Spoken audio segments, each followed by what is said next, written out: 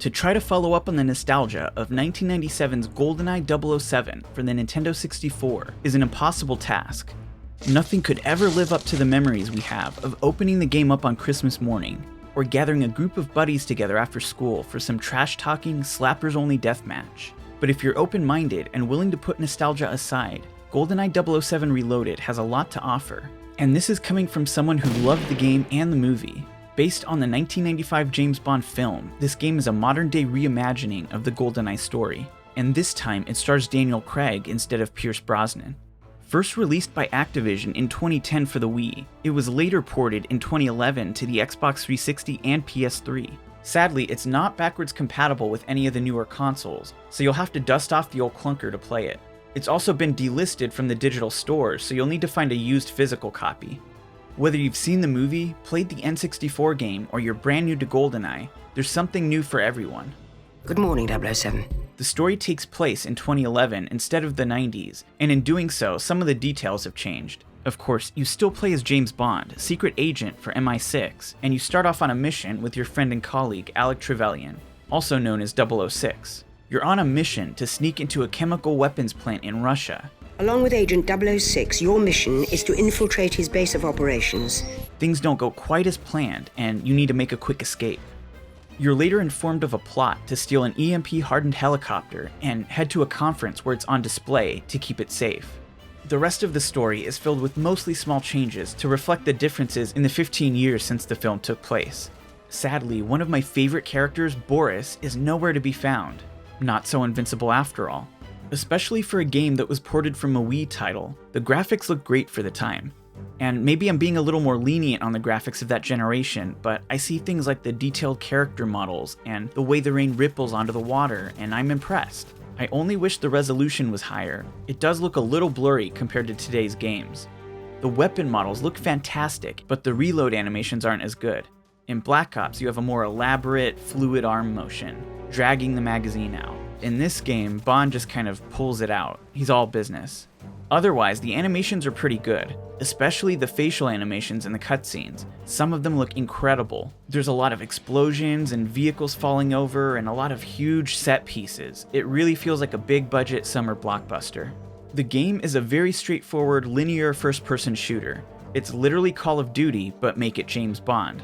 And again, they're both published by Activision, so I'm sure they shared a lot of the same design documents and technology.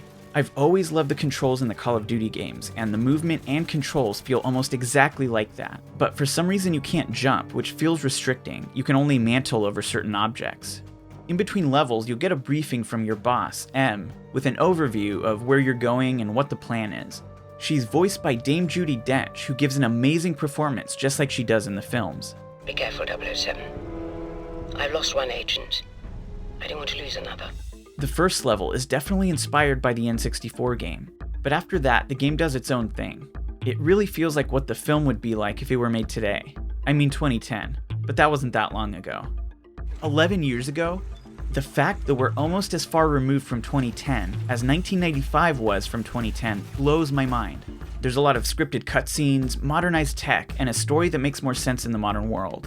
For example, gone is the laser watch of yesteryear. You now have a smartphone to hack computers and take pictures. The missions mostly involve you heading towards an objective and either trying to sneak past guards or going in guns blazing if that's more your speed. Most of the levels also have optional objectives that you can complete along the way. Things like taking pictures of secret plans or finding weapons crates. There's not a lot of openness in the levels, you pretty much go down a set path and that's it. But there are little areas where you can find hidden things. I'm a big fan of the more cinematic approach, but if you're more scripted than a Call of Duty game, you might want to dial it back. Regardless, I had a lot of fun making my way through the campaign. In particular, I love the design of the nightclub level. The music really sets the mood. They even licensed I Remember by Cascade and Deadmau5, and the whole place is packed and feels alive. You walk around with your smartphone out, using facial recognition to find someone you're looking for. The funniest thing is once you're down on the dance floor, Bond actually starts dancing. You can see the camera bobbing to the music. The closer you get to the music, the more the camera bobs. Also, the dance floor is packed. I'm really impressed that they have that many character models on screen at once, even though it looks like maybe 3 or 4 different models that are repeated. Hey, I don't think we've met before. You come here often? Oh god, They're ignoring me. What do I do? It's okay, just pull your phone out and pretend to text. Crap, why is the camera on? Now they think I'm some kind of creep. Oh, forget it, I'm out of here. I didn't need to finish the mission anyway. And there's another level at a convention in Dubai that's just as packed. Oh hey, good to see you again. Remember me from the club? One thing I'm not a huge fan of is the tank level. In the movie, Bond drives through busy city streets, causing mayhem, and it's such a fun and exciting scene. Here, it feels so generic and lifeless. You spend most of it driving through large fields of dirt and construction sites. It feels like it belongs in another game, like it was ripped out of Halo or Gears of War and stripped of anything that made it interesting. There's also a few frustrating QuickTime events where you have to press a button that flashes on the screen before you get your butt kicked. One of the worst inventions in gaming. And not to spoil anything, but for a game that's fairly realistic, for the final boss to be a bullet sponge for no particular reason was a really weird choice. It felt so frustrating to empty an entire mag into them and nothing happened.